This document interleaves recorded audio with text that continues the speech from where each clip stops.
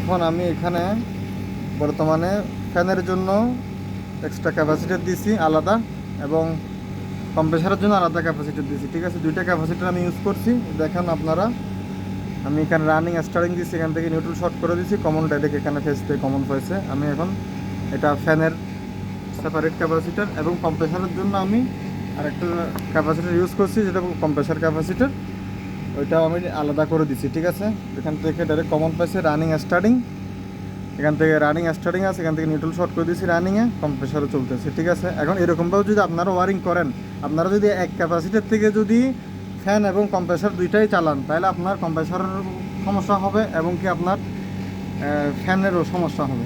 ঠিক আছে, fan short হয়ে যেতে পারে। এই কারণে আপনারা জিনিসটা এখানে ভাগ করে দিবেন। এখানে এক্সট্রা করে ফ্যানের ক্যাপাসিটার ইউজ করবেন, এক্সট্রা করে ক্যাপাসিটার চালাবেন। কখনো ফ্যানের ক্যাপাসিটারের লাইন এখানে কম্প্রেসার থেকে দিবেন না, দিলে এটা আপনার ফ্যান মোটর শর্ট হয়ে যায়। তা আমি এই কারণে সেপারেট করে করে দুইটাই সেপারেট করে দিয়ে দিছি। এখন আমি এসিটা চালাবো, আমি ম্যানুয়ালি চালাচ্ছি পুশিং করে, যেহেতু কারণ ভিতরে গিয়ে অন করতে হবে। আমি একটা আবার চালিয়ে আপনাদেরকে দেখাচ্ছি, আপনারা শিওর হয়ে যাবেন দুইটা জিনিসই চলতেছে।